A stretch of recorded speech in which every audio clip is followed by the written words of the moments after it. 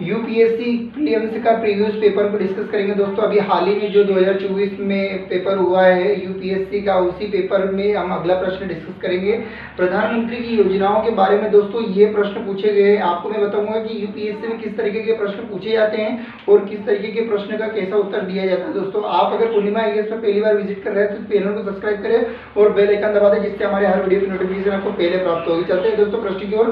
पहला प्रश्न है, जो प्रधानमंत्री पीएम भारत की प्रधानमंत्री नरेंद्र मोदी के द्वारा योजना लागू की गई थी दोस्तों 2018 में, जो 2018 में ये लागू की गई थी। कौन सी योजना? प्रधानमंत्री श्रम मानधन योजना जो लागू की गई थी। इस योजना के संदर्भ में निम्नलिखित कथनों पर विचार कीजिए। अरे दोस्तों इसके बारे में आपको इसमें जो सही उत्तर है वो आपको इसमें से बताना है। मैं आपको बता देता हूँ कि इस योजना में नामांकन के लिए प्रवेश की आयु वर्ग जो है वो 21 से 40 वर्ष है।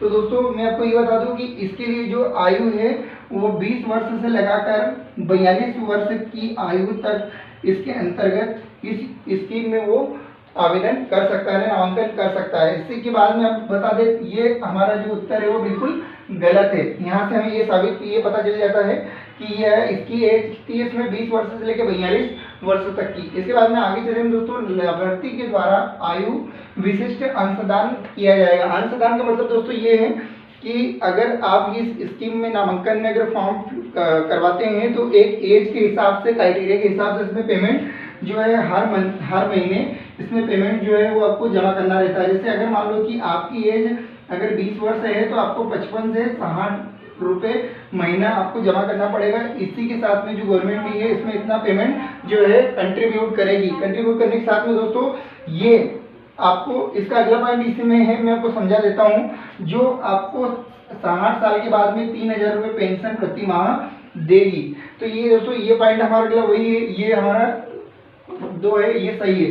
इसके साथ में अगला है, इस योजना के अंतर्गत प्रत्येक ग्राहक को 60 वर्ष की आयु के बाद प्राप्त करने के बाद में उसे 3000 रुपये प्रति महीना जो न्यूनतम पेंशन प्राप्त होगी। ये भी हमारा दोस्तों जो दूसरा वाला है ये भी सही है, क्योंकि प्रधानमंत्री नरेंद्र मोदी जी ने जो है ये 2018 को पीएम के द्वारा, प्रधानमंत्री जी के द्वारा इस योजना को शुरुआत किया गया था।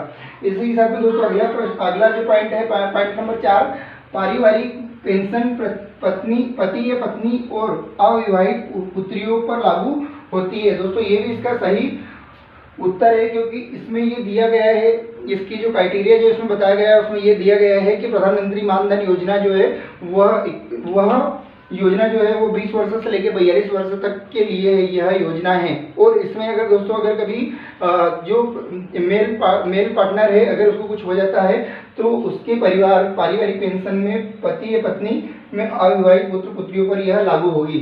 तो दोस्तों इसका हमारा चौथा भी सही है।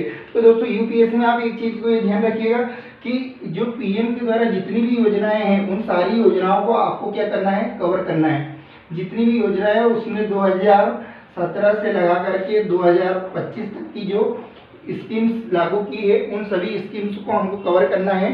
अगर आपको एग्जाम क्वालिफाइड होना है दोस्तों तो प्रधानमंत्री के द्वारा जितनी भी स्कीम्स लागू की गई है या कहीं पर स्टेच्यू का अनावरण किया गया हो या कोई सी इनोवेशन में अगर भाग लिया गया है वहाँ पे उन्होंने कुछ नया घोषणा की है तो आपको उन सभी चीज़ों को ध्यान रखना है दोस्तों।